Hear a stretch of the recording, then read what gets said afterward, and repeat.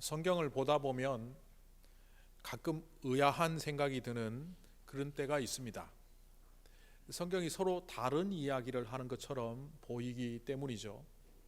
예를 들면 창세기 12장 3절에 이런 말씀이 나옵니다. 너를 축복하는 자에게 내가 복을 내리고 너를 저주하는 자에게 내가 저주하리라. 하나님께서 아브라함을 복 주시면서 하셨던 이야기인데, 이것은 어쨌든 내용적으로 보면 눈에는 눈, 이에는 이, 그런 내용으로 보입니다. 그런데 이것과 상반되는 구절들을 로마서 같은 성경에서 찾아볼 수 있는데, 로마서 12장 14절 17절에 부분적으로 제가 인용을 하면 이렇게 나옵니다. 너희를 박해하는 자를 축복하라. 축복하고 그들을 저주하지 말라. 아무에게도 악을 악으로 갚지 말고 모든 사람 앞에서 선한 일을 도모하라. 창세기 12장에서는 악을 행하는 자에게 악으로 갚으시는 하나님을 말씀하시면서, 로마서 12장을 통해서는 악을 악으로 갚지 말고 오히려 저주하는 자에게 우리가 축복하라고 말씀하시기 때문에 이것이 조금 서로 상반되거나 이해되지 않는 의아함으로 우리에게 다가올 때가 있습니다.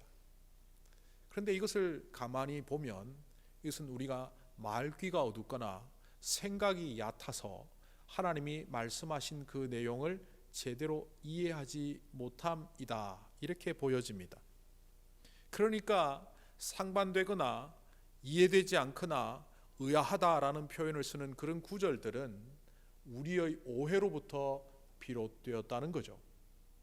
방금 그 상반된 두 구절을 풀어보면 로마서 12장 19절부터 21절에 이렇게 말들을 이어가고 있습니다.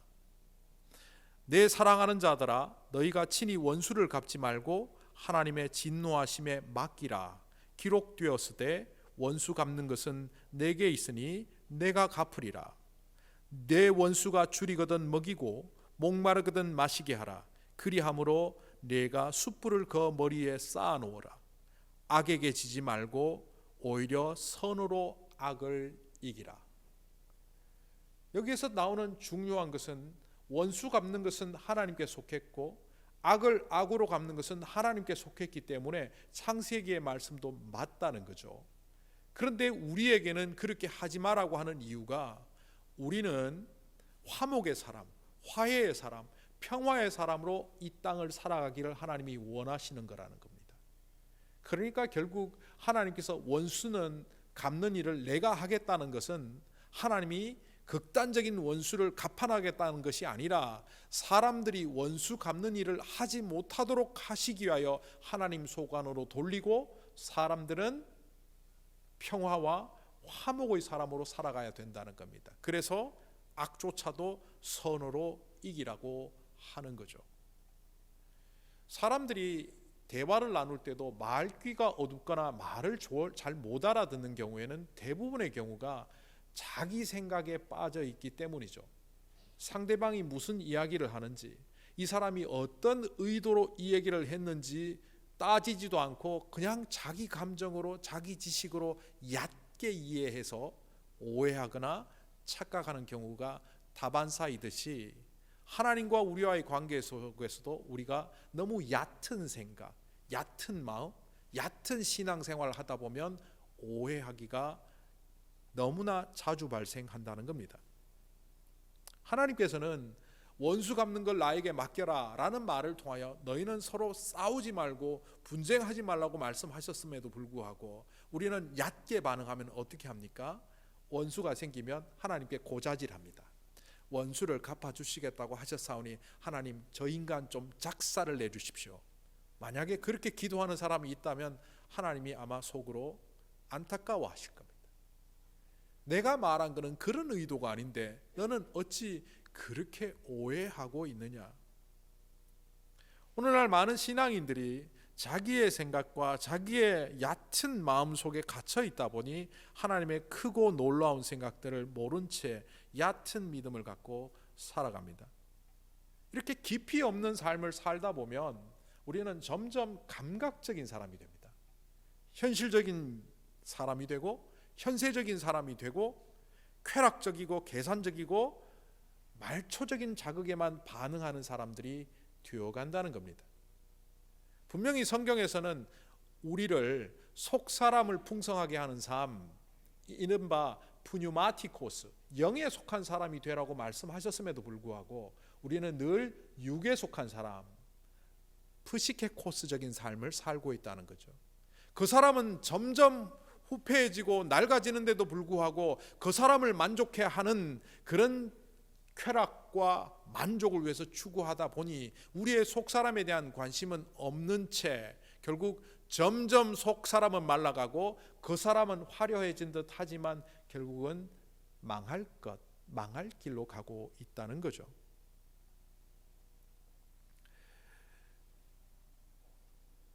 성경에 나오는 위대한 인물로 분류되는 세 사람을 제가 열거해 보겠습니다. 이른바 믿음의 조상이라고 말하는 아브라함, 고난 속에서 고난을 이겨낸 사람이라고 일컬어지는 욥, 그리고 모든 왕들을 평가하는 기준이 되었던 다윗 같은 사람들도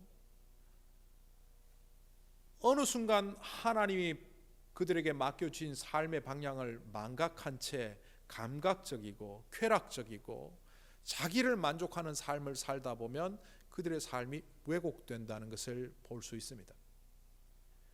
재산과 자녀들과 삶의 풍성함을 허락하셔서 하나님이 그를 동방의 의인으로 살게 하셨음에도 불구하고 재산을 잃어버리고 자녀들을 잃어버리고 그것이 정말 슬프고 안타깝지만 결국 자신의 몸에 질병까지 생기니까 불평불만하며 하나님께 원망하는 사람으로 전락했던 욥이란 사람을 우리는 성경에서 발견합니다. 그가 결과적으로는 하나님 앞에서 다시 인정받고 회복되긴 했지만 그 전반부를 보면 그는 참 보잘것없는 사람으로 보여집니다. 아브라함의 예는 우리가 여러 번에 걸쳐서 실수하고 잘못하는 장면을 성경을 통해서 보기 때문에 믿음의 조상이라는 그 삶의 결과물은 훌륭하지만 그 과정 한 단면 한 단면을 잘라보면 그 나이 86세 때도 잘못하고 99세 때도 잘못하고 뭐 여러 번 잘못하는 장면들이 성경에 기록되고 있습니다. 다윗을 보십시오. 다윗은 온갖 전쟁을 통하여 하나님은 전쟁의 주인이요 전쟁은 하나님께 속한 것이라고 멋있게 믿음 있는 왕으로 믿음의 장군으로 전쟁을 치루었지만 어느 순간 육신의 소욕에 사로잡혀서 남의 아내를 취하고 그 남편을 모략을 통해서 죽게 하죠. 그 결과물로 보면 이 사람은 하나님께 심판받아야 될 사람으로 보입니다. 욥이 그랬던 것처럼 다윗이나 아브라함이 그랬던 것처럼 우리 또한 믿음의 사람이라고 살아가는데도 불구하고 늘 삶이 궁핍하고 믿음이 성장하지 않고 하나님과의 관계가 원만하지 않은 이유는 바로 그들이 그랬듯이 우리 또한 얄팍한 눈으로 얇은 마음으로 얕은 믿음 생활을 하고 있기 때문이다. 그렇게 볼 수 있습니다. 그런데 앞에 열거한 이 세 명의 사람들이 그럼에도 불구하고 믿음의 사람으로 성경에 기록될 수 있었던 것은 그들이 삶의 위기와 또 처참한 지경에 처했을 때 하나님이 그들의 인생에 중요한 전환점을 제시했고 그 전환점을 놓치지 않고 붙잡았다는 데서 그들의 믿음은 다시 회복되었다고 말할 수 있습니다.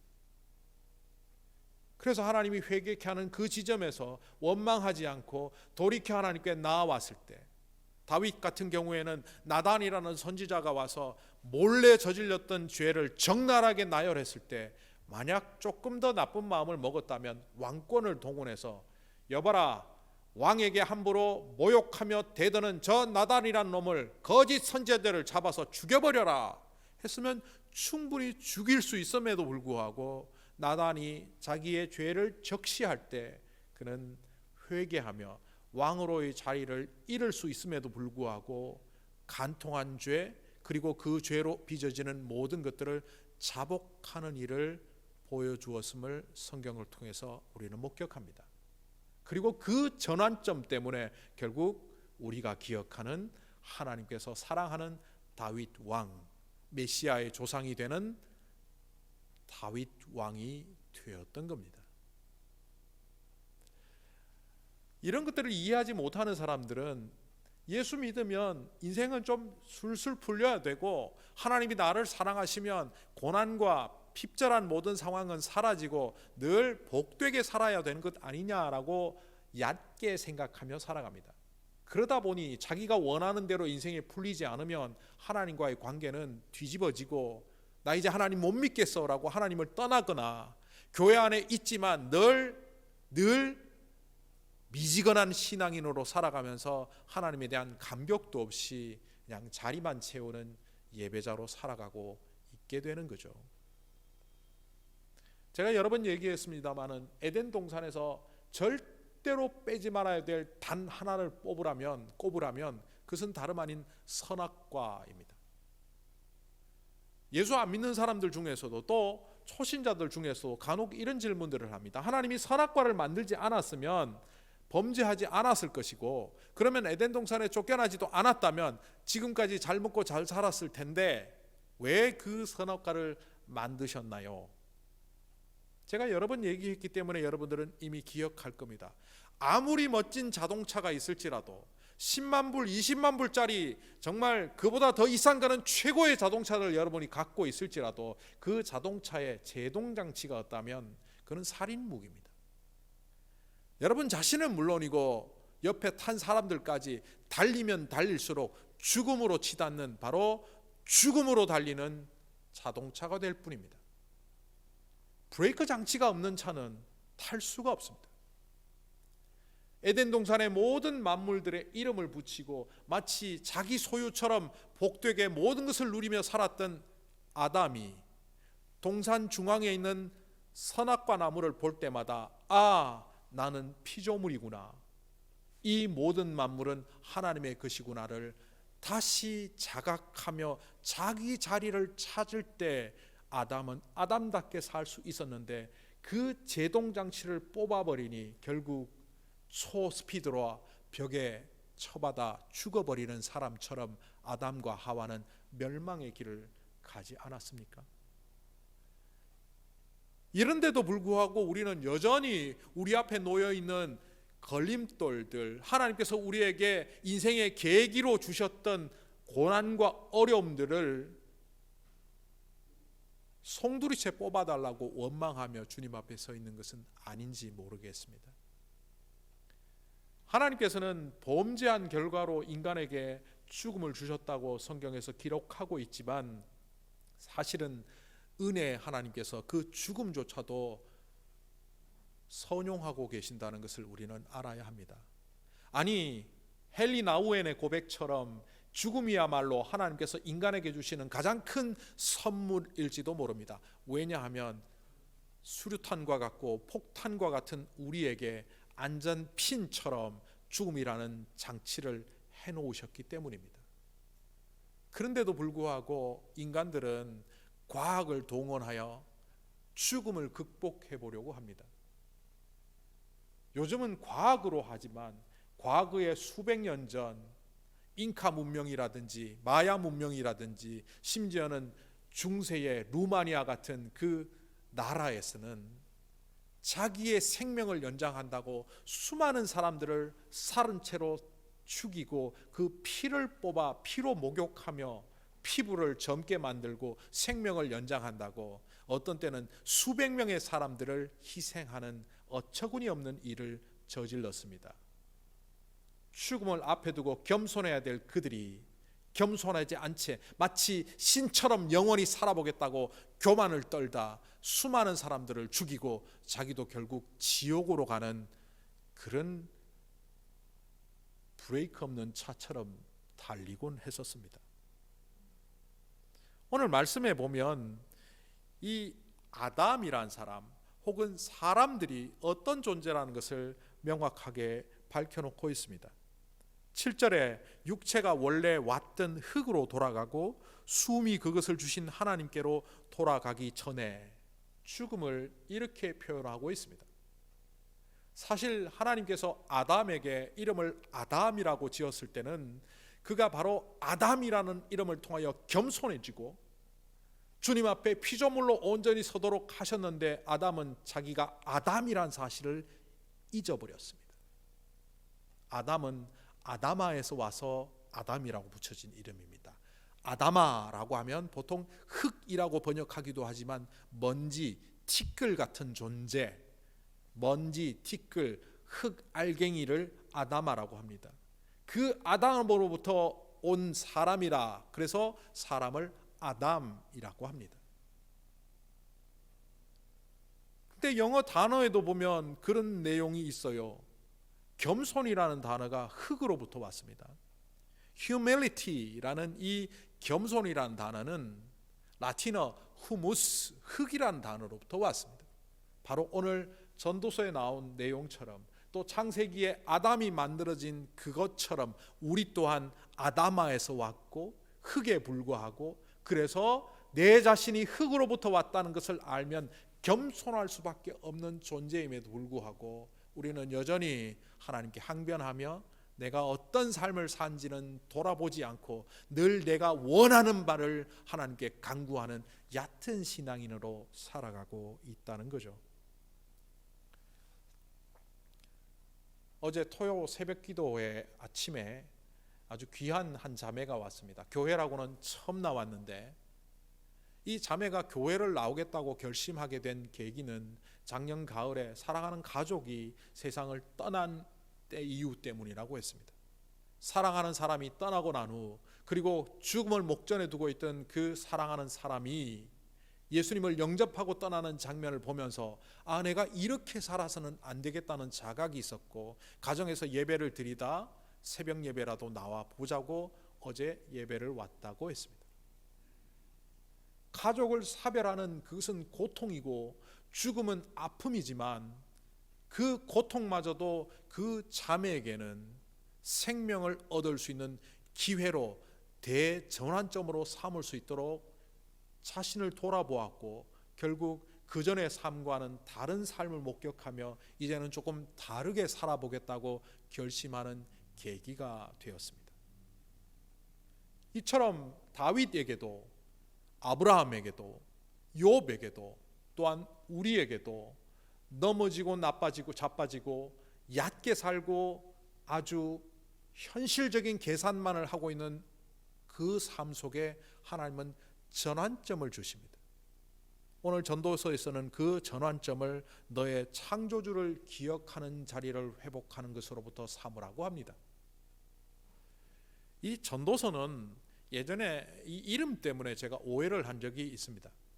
제가 학생 시절에 어떤 분이 이 전도를 잘하기 위해서는 전도서를 읽어야 된다고 막 설교를 하셔서 저는 전도서 읽으면 전도 잘하겠다 싶어서 전도서를 읽었는데 처음부터 나오는 내용이 헛되고 헛되니 모든 것이 헛되도다. 중학생이 읽기에는 너무 인생 무상이요 허무한 책이었더라고요. 오늘 구절에도 나왔지만 계속 헛되고 헛되니 헛된 것이 헛되도다. 나중에는 이게 왜 전도에 도움이 될까? 근데 사실 이 전도서는 전도서라는 제목이 코헬렛이라는 히브리어를 번역한 이야기입니다. 제목입니다.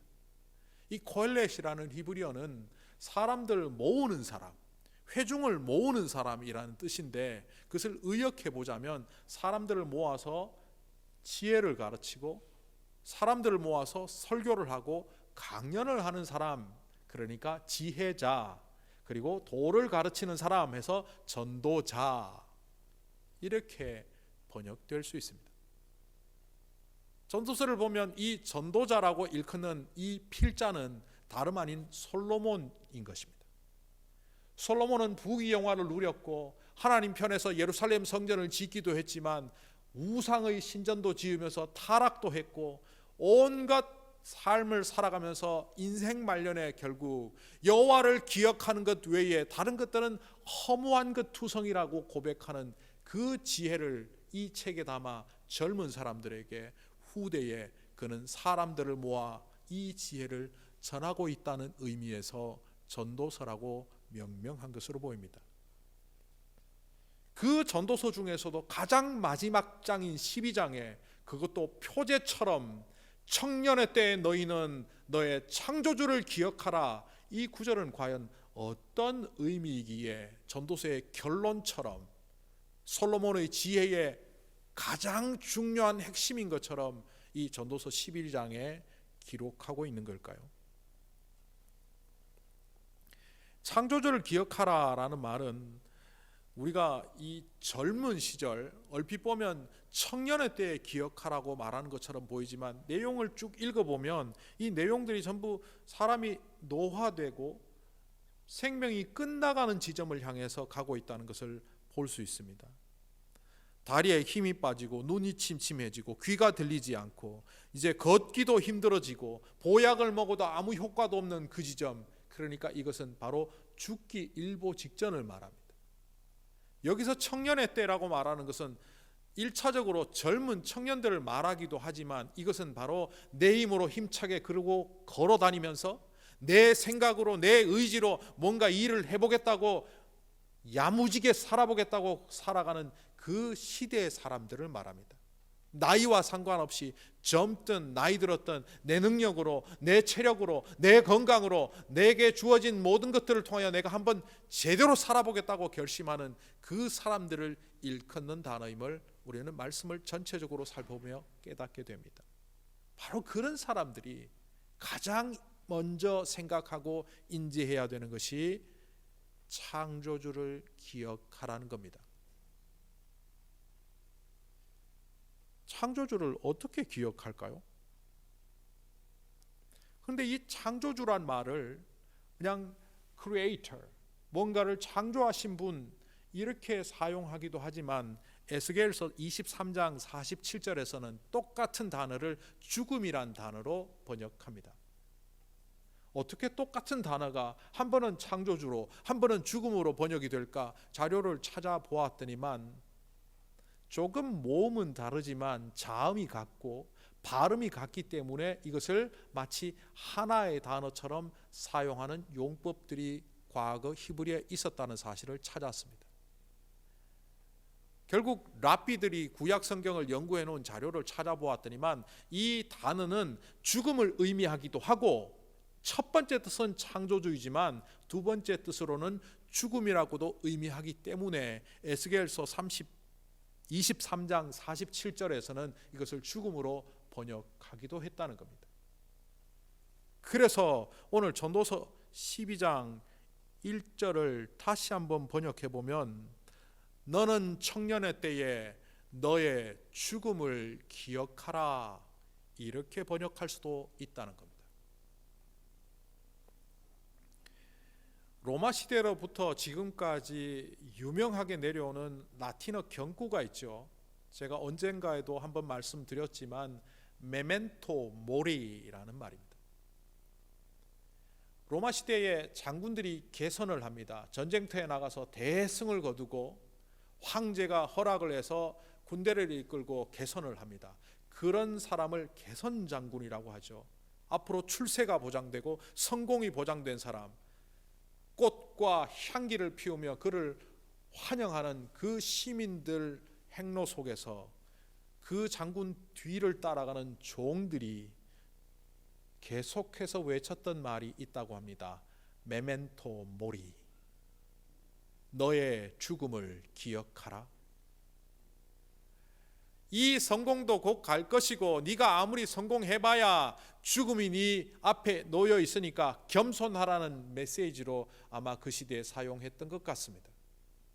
그런데 이 메멘토 모리를 신약교회 성도들도 경고로 사용했습니다. 우리는 늘 죽음 앞에 서 있으니까 메멘토 모리, 우리의 죽음을 기억해야 합니다. 그런데 세상에서는 메멘토 모리라는 말만 썼지만 교회 안에서는 또 다른 경구를 이 두 문장을 겹쳐서 사용했습니다.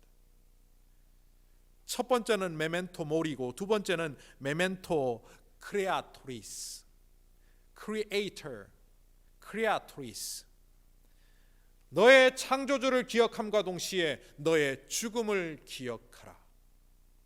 바로 이것이 1세기 신약교회를 지탱해왔던 경구였습니다. 오늘 전도서 12장에서 말하고자 하는 것이 바로 그것입니다. 우리의 인생이 조금 즐겁고 나를 기쁘게 하면 교만해지고, 다른 사람들보다 더 많이 가지고 성공하면 우쭐거리는 인생을 살고, 실패하고 좌절하고 내 뜻대로 안 되면 화를 내고 원망하며 좌절 속에서 살아가는 인생이 되는 이런 태도를 다 버리라는 겁니다. 죽음의 현장에서도 하나님이 우리에게 주신 그것을 바라볼 수 있어야 되고, 성공했다고 교만하는 그 자리에서도 함부로 교만하지 않고 우리는 흙으로 돌아가는 자임을 기억하며 동시에 창조주를 기억하라는 겁니다. 그래서 이와 같은 말씀이 베드로전서 1장 24절에서는 또 다르게 표현되고 있습니다. 모든 육체는 풀과 같고 그 모든 영광은 풀의 꽃과 같으니 풀은 마르고 꽃은 떨어진다. 실패한 풀과 같은 인생을 살든 성공한 꽃과 같은 인생을 살든 그 풀도 꽃도 다 마르고 시들어 버린다는 겁니다. 그런데 그 25절에 이렇게 하나님의 말씀은 이어져 내립니다. 모든 육체는 풀과 같고 모든 영광은 풀의 꽃과 같으니 풀은 마르고 꽃은 떨어진다. 오직 주의 말씀은 세세토록 있도다. 여러분, 무엇을 붙잡고 살아가십니까? 눈에 보이는 현실적인 세상을 바라보다 보면 우리의 마음은 왔다 갔다 합니다. 누가 나를 인정해 줄 때 기쁘고 나를 무시하는 것 같을 때 화가 납니다. 그런데 그런 감정의 소용돌이 속에, 감정의 전쟁 속에 살아가는 겉사람으로 살아가지 마시기 바랍니다. 그것 해봐야 얼마 가지 않고, 인정받아봐야 별거 아니고, 무시당해봐야 그것 또한 별거 아닙니다. 내가 과연 주님 앞에 어떻게 살아가느냐, 내가 주님 앞에 서는 날 주님 앞에 무엇을 드릴 수 있느냐, 그 하나님의 약속 위에 선 사람이라는 것, 그것이 가장 중요하다는 것을 생각해야 합니다. 제가 친구 목사랑 만나서 대화를 하다가 이런 이야기를 했습니다. 친구 목사가 교인들을 대상으로 앙케이트 조사를 했는데 그 중에 한 질문이 있었는데 몇 살까지 살고 싶으냐라는 질문이 있었답니다. 그래서 제가 궁금해서 교인들 평균 몇 살까지 살고 싶어 하던데 라고 물어보니까 웬만하면 90살이고 좀 오래 사시는 분들은 다 100살 넘던데? 저랑 나이가 비슷한 그 목사에게 그러면 당신은 몇 살까지 살고 싶으냐고 했더니만 가만히 있어 보자라고 하면서 나이를 계산하는데 우리 애들이 시집장가 다 가고 손주 낳는 거 봐야지. 손주 낳는 거 보다 보면 걔들 대학 가는 건 봐야지. 대학 가다 보면 또 걔들이 결혼한 것도 보고 싶고 뭐 이러더니만 그래 나도 한 90은 살아야 되겠고 한 100살은 살아야 다 볼 것 같은데. 저는 그 친구에게 딱 대놓고 이야기하지는 않았지만 저는 늘 평소에 갖고 있던 생각이기 때문에 예전에도 얘기했고 오늘도 또 말할 수 있는데요. 별로 오래 살고 싶지 않습니다. 이 땅에서 쉼을 누리고 싶지 않다는 겁니다. 이 땅은 일하는 땅입니다. 하나님이 우리를 이 땅에 보내셔서 사명을 완수하게 하셨고 주님께서 맡기신 그 일을 감당하게 하시기 때문에 또 말 이해해놓고 또 오래 살면 참 그것도. 그러나 저는 운동 열심히 합니다. 허리 32인치 이상 되지 않도록 턱걸이 열심히 하고 운동 열심히 합니다. 왜? 이 땅을 살아가는 동안 내가 어떻게 할 수 없어서 병나는 것은 어쩔 수 없지만 관리 소홀로 일을 하지 못하고 사역을 못하는 것은 안 되겠다 싶어서 열심히 일을 합니다. 그리고 어느 순간 이 땅에서 일이 다 끝나는 지점이 되면 한 4, 5년 정도 인생 정리하고 하나님 부르셨으면 좋겠다라는 생각을 갖고 있습니다. 사람이 인생을 바라보는 눈이 어떠냐에 따라서 사실은 오래 사느냐 오래 살지 않느냐는 중요하지 않습니다. 내가 이 땅에서 어떻게 사느냐, 남들이 알아주는 만큼 성공했느냐 성공하지 않았느냐, 이것도 중요하지 않습니다. 하나님께서 나에게 맡겨주신 그 일을 나는 과연 감당하고 있는가? 풀은 마르고 꽃은 시들지만 하나님의 말씀은 영원하다는 그 의미는 하나님이 우리에게 주신 약속도 분명하고 또한 우리에게 맡겨주신 그 사명도 내가 완수하겠다는 그 분명한 삶에 대한 태도가 있기 때문에 그 말씀을 따라 살아갈 수 있는 겁니다.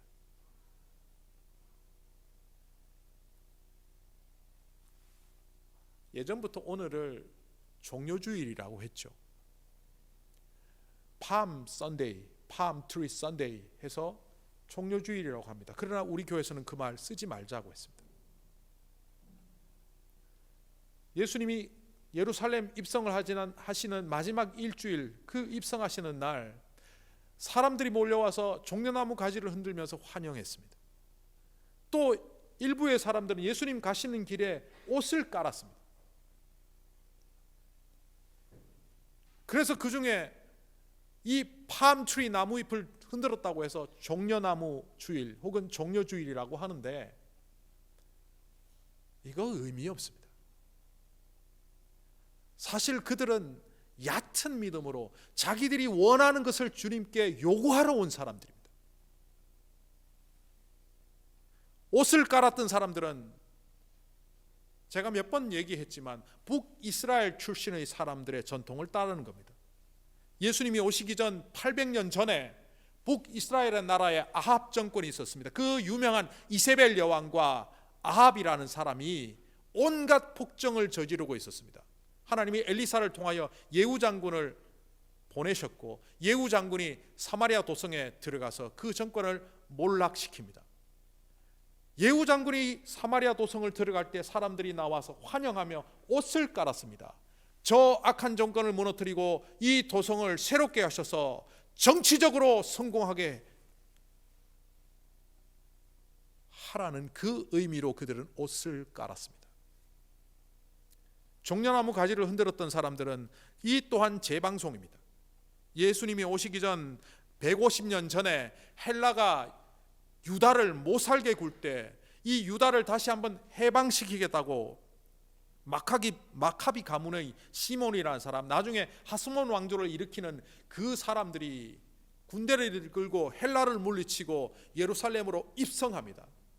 예루살렘 도성에 있는 사람들은 그것을 기뻐하며 종려나무 잎을 흔들며 맞이했습니다. 이 또한 예루살렘에 있는 악한 정권을 무너뜨리고 이 도성을 정치적으로 해방시켜 달라는 그들의 소망을 담아서 흔든 것에 불과합니다.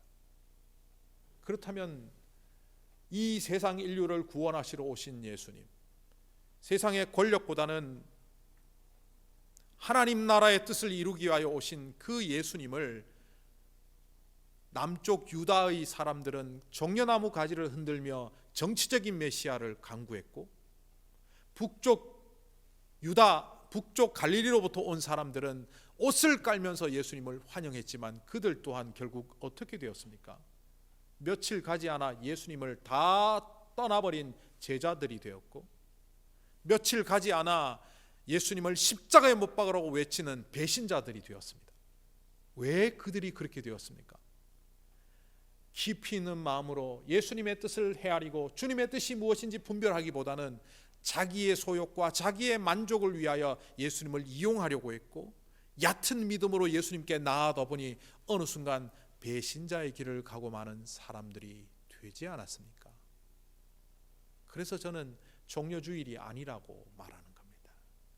그 환영은 결국 주님의 고난의 시작, 고난주일일 뿐입니다. 여러분들의 예수님을 향한 환호는 무엇입니까?